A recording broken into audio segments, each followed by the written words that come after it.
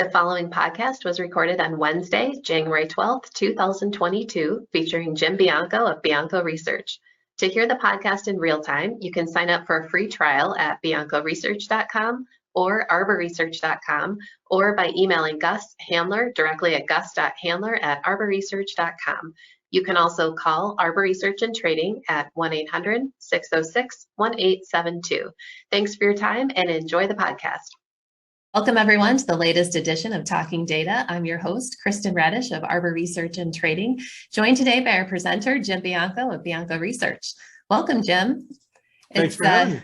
It's been a busy morning already. We've got the latest CPI data. CPI climbed 7% in 2021. Can you start us off by giving us a rundown of the latest data? Yeah, on balance, the data slightly beat expectations, which has been the modus operandi for the data for most of the year. The headline overall CPI number was 0.5% rise when the expectations were 0.4. The core CPI was a 0.6 rise when the expectations were 0.5. And the year-over-year numbers, the number came in at 7% on the button. If you take it out to the second decimal place, it was 7.04. So you could argue it was just a hundredth or two away from being at 7.1. And in this environment, that is going to get an emotional reaction if we had that. So we were very close to a 7.1. And we had 5.5 on core inflation, which was up from 4.9 the last month. Now, I think it's interesting to point out in the bigger picture, a year ago today, the inflation rate, the overall inflation rate was 1.4%. And today it's 7%. And I point that out because nobody saw this coming. I know I like to pick on the Fed because it's their job to set policy based on this stuff. But, you know, even me, who was an inflationista a year ago, you can say, oh, I got that right. Yeah, I was thinking we'd get 3.5 or 4 or something like that to really knock people's socks off when it came to inflation. I certainly didn't think we were going to get 7 to end the year. So my point here is that these inflation numbers have so confounded everybody. And then, you know, you get the typical answer that you'll get, well, yeah, of course, it's coming off a pandemic and we've never had something like this before, restarting the economy. Yeah, I get all that. And then they tell you, don't worry, it's going to peak in the next few months and it's going to come down. Well, we'll see. You know, I think they're correct in that assessment. You know, we're not going to stay at 7% all year. At least I don't think we are. But we're probably going to peak on these numbers in the next few months. But that's not the issue. The issue is when we peak, how fast do we come down as well, too? So bottom line is we've got another set of data, another set of numbers that have slightly beat expectations, and another set of numbers that are showing inflation levels we haven't seen in nearly 40 years that no one predicted a year ago. You've got a chart that we'll share next. And is the real earnings chart the most important inflation chart right now? Yes. And so if you look at the chart on the top panel, what it shows is in orange is the inflation rate of 7%. On the in blue, it shows you how much average weekly earnings have gone up. So how much is the paycheck gone up? So on average, the American public has gotten a raise of 4.7%. But inflation's gone up 7%. So if you look at the bottom panel, it says that real earnings are down 2.4%. They have not kept pace with inflation. I think, so when I talked about in the last section, I queued it up. Yeah, so the 7% number peaks and it starts down. How long until it gets back under wage growth? Because if you look at the bottom chart, two things jump out. Most of the bars are green because most of the time wages are growing at least as much as inflation, so people aren't falling behind. The two other times that we've seen negative real earnings were periods of great stress. Obviously, July 2008 was the middle of the financial crisis, but September of 2011, that was the height of what we know as the Arab Spring right now. So while we didn't get we had a lot of grumbling in the United States. That was actually around the summer of 2011 was when Occupy Wall Street started. We had the Tea Party movement. We had the food riots with the Arab Spring, you know, down to the tortilla riots or maybe protest, right, might be a strong word, in Mexico as well, too. So there was a lot of people that were very unhappy. The point is, every time that these numbers go negative, real earnings. I go to the grocery store or the gas station or the mall, if you can still go to a mall, and I find that I can buy less this month than I could with the same amount of money last month.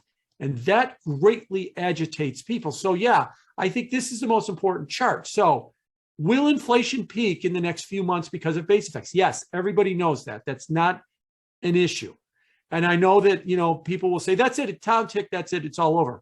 It won't be over until we get under under wage growth, because 40% of the public, this is a Federal Reserve study from a couple of years ago, 40% of the public has less than $1,000 in savings in rents. So they're falling behind. Now, maybe my paycheck didn't go up 7% that last year. Maybe yours didn't go up 7% last year, but we own a house. We own some financial assets. Maybe we own stocks, ETFs, maybe some cryptos. They all went up more than 7%. So my financial position, because of the appreciating assets, is better off than I was a year ago, even if my paycheck didn't go up by 7%. But the 40% that don't own financial assets or own a house, they just lose, and they consistently lose. So Jim, how will the Fed respond? So if we go to the next chart, the 40% that lose, they probably, I'm not trying to diss them, but they probably don't know who the Federal Reserve is or what they do or who Jay Powell is. And they don't need to. They're not supposed to know who they are. But they know what the president is. And they're very, very unhappy, because the one thing about inflation is every single one of those 40% feel it. And every single one of them are showing their unhappiness. So if you look at the president's approval rating, the blue line shows that his approval rating is falling. The orange line shows his disapproval rating is near its all-time high. It's showing no signs of coming down. And the gap is negative 9%. So he's moving in the wrong direction. If you dive further into the polls, what is the number one issue in the country, according to a myriad of polls, is economics or inflation. It's not coronavirus. It's not climate change. It's not any of the other issues you might think. It is the inflation rate. So the president is being pummeled. Now, in fairness to Biden, that's because he's the president. The Democrats are the majority party, so they're falling too. If it was a Republican president and a Republican majority, they'd probably get pummeled too, but they're not the majority. The Democrats are right now. And so what is happening is the administration is putting enormous pressure on the Fed to, and I use these words, do something about inflation. Again, yesterday, when Jay Powell was in his renomination hearings, he said the Fed has tools to deal with unwanted inflation. He said it again yesterday. He said it repeatedly, Yellen before him, Bernanke before him. Well, the public is making a very strong message. We have unwanted inflation now. So use those tools today and start dealing with that problem. Now, this gets to a difficult question you have, and maybe I'm being clouded by too much financial Twitter here. When you say, look, the Fed's going to raise rates 4 times, if not more, they're going to do QT. They have to deal with this inflation problem. People will then push back and say 2 things. One, no, they won't, because they've always been stock market first, financial market second. And so therefore, they would never overly tighten and put the markets at risk. From 2008 to 2020, that was true because there wasn't inflation. So when they goosed the markets and the markets went up, the economy expanded, there was no obvious loser in that equation. Today, the 40% that are seeing negative real earnings are the loser. So you've got to weigh that against the other side of the equation. You've got a big winner and a big loser. And right now, the Federal Reserve is looking at their 107-year reputation of being inflation fighters, and that their repeated comments that they've got the tools to deal with unwanted inflation. And if they knuckle under now and say to the 40%, I'm sorry, we can't let the stock market go down because the upper 10%, which owns 90% of the assets in the stock market, might have a bad year. Boy, you think we've got an inequality problem now. We try and push that kind of argument down the pike. So I think ultimately they are going to lean on being overly tight. Now, the other argument you'll hear is, how does that help the 40% if they're overly tight. The third chart I should have thrown in here, I just didn't think of it until now, is the consumer confidence is at a 10-year low.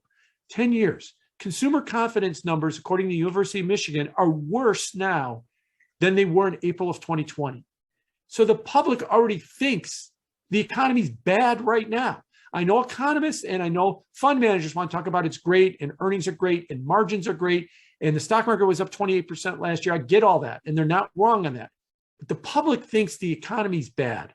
They think it's worse now than when we were in total lockdown in April of 2020.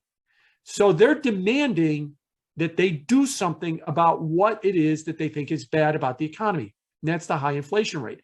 So that just adds to the insatiable pressures that the Fed's on. I just can't see them saying, yeah, but if we raise rates to try and deal with inflation, that we might have the financial markets slip and that might be a loss of confidence and a reverse wealth effect, and that might slow things and create even worse employment.